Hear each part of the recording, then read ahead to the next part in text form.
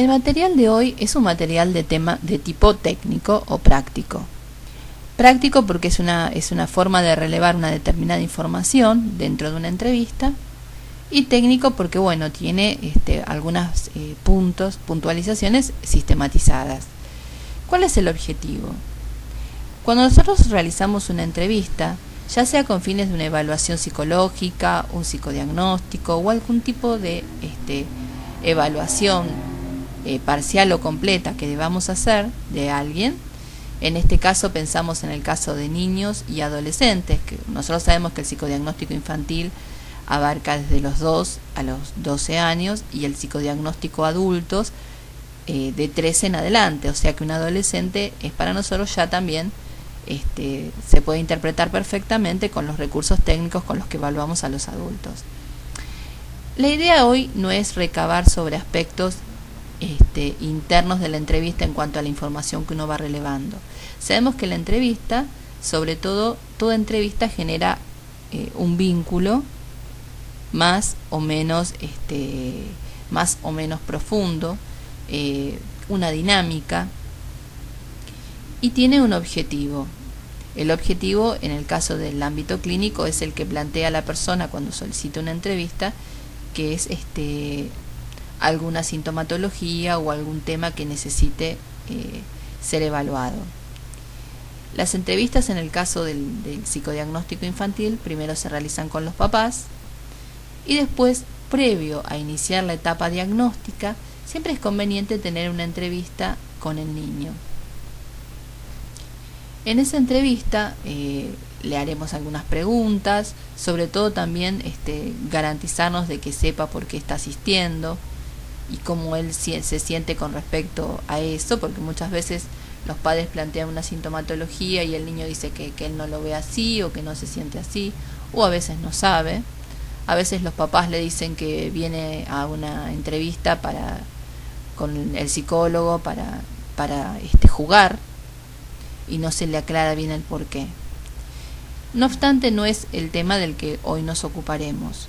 Hoy nos ocuparemos de tratar de registrar no solamente el contenido verbal de lo que el niño nos va respondiendo, a lo que nosotros le vamos preguntando, sino también las observaciones conductuales. Conductuales desde dos lugares: el lenguaje de lo corporal y el lenguaje de lo verbal. Entonces comentaremos un poquito, pensaremos un poquito algunos de los puntos que vamos mencionando. Digamos que la información que nos suministra a nivel de contenidos es tan importante lo que nos dice como lo que no nos quiere decir, cuando por ejemplo dice que está contento, que no tiene ningún problema, pero a la vez tamborillea los dedos o se mueve incómodamente en su silla. Sabemos que el lenguaje corporal es casi el 70% de nuestro lenguaje y que muchas veces comunicamos más por él que por lo que decimos con nuestras palabras, ya que no siempre las palabras pueden contener todo lo que la persona desearía, se permite o realmente puede o conoce de sí mismo. En el lenguaje corporal el movimiento es importante. Entonces, la idea con esta entrevista es que una vez que nosotros terminamos de realizar la entrevista, marquemos, circulemos o anotemos como una forma de registro algunas características de este lenguaje, tanto corporal como verbal, que nos han llamado la atención. Obviamente esto no implica hacer un análisis obsesivo de que puso tal cara o tal otra, pero si nosotros conservamos, como dice el psicoanálisis, una atención flotante del otro en la medida que vamos comunicándonos con él y él se va comunicando con nosotros, podemos perfectamente relevar alguna de estas observaciones. Por ejemplo, el movimiento corporal. Lo esperable es que el movimiento se adecue a lo que la persona va diciendo, que no sea ni exagerado, una gesticulación excesiva, ni una gesticulación bloqueada, como por ejemplo que la persona se quedara, o el niño o el adolescente se quedara cruzados de brazos. También es interesante pensar si esta falta o exceso o normativa forma de movimiento corporal es regular a lo largo de toda la entrevista o tiene matices, y si estos matices son muy extremos. Uno podría pensar, por ejemplo, como hipótesis, que cuando hay una gesticulación adecuada hay un estado de ansiedad un estado de excitabilidad. Cuando hay poca gesticulación, que se ve más como un bloqueo, uno podría pensar que la persona está bajo el efecto de algún proceso inhibitorio. Muchas veces aparecen gesticulaciones muy marcadas en algunos tramos de la entrevista ante determinadas preguntas que tienen que ver a lo mejor con determinadas cuestiones. Por ejemplo, si la consulta en el niño es porque, tiene problemas con un compañerito, porque se pelea, a lo mejor cuando habla de ese compañerito se exacerba un poco, ¿sí? Y muchas veces, ante otras preguntas, el niño se bloquea y es como que queda paralizado. Entonces, eso sumado a lo que después evaluemos como técnicas, nos van permitiendo hipótesis y dirección a nuestras observaciones. Así como se habla de una dirección de tratamiento, también se habla de una dirección en la evaluación, ya que uno va seleccionando, además de la batería de base que siempre tomamos, otras técnicas complementarias que nos permiten ahondar en algunas dudas o interrogantes que se nos fueron abriendo durante esa entrevista inicial. Otro aspecto de lo corporal es la presentación. En el caso de los niños vienen en general vestidos por sus papás, pero el tema es cómo viene el niño. Muchas veces, aún sabiendo que viene a sesión, o como cuando uno va a una consulta médica, supuestamente la vestimenta tendría que ser limpia o prolija, algo cuidada. Muchas veces vienen los niños con ropas rotas, sucias.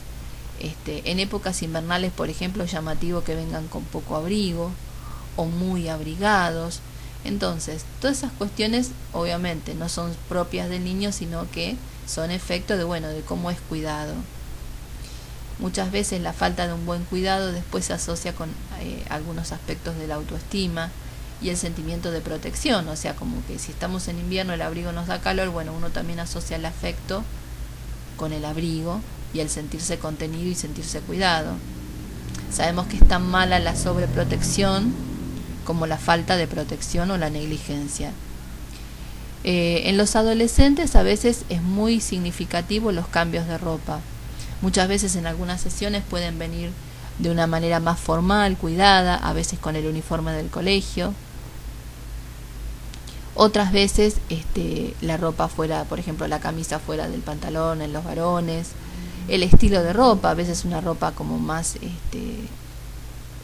a la moda, más cuidada, y otras veces con una ropa totalmente diferente, de un estilo diferente.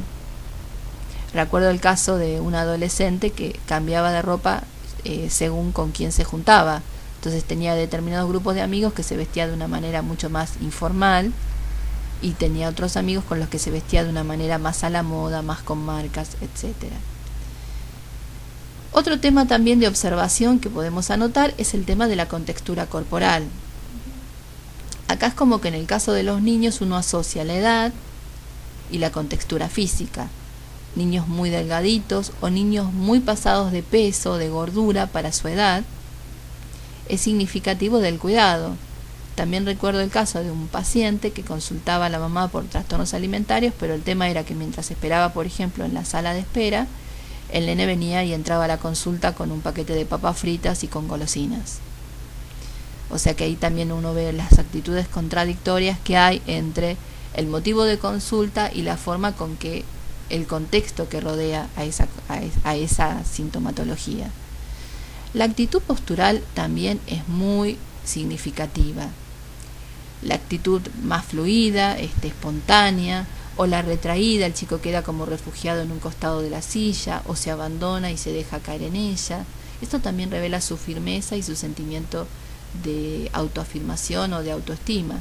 La cabizbajo a veces puede asociarse a un estado de tristeza o de preocupación. En fin, como vemos, hay muchos elementos que nos permiten construir determinadas hipótesis que después testearemos a lo largo de la entrevista evaluativa ya.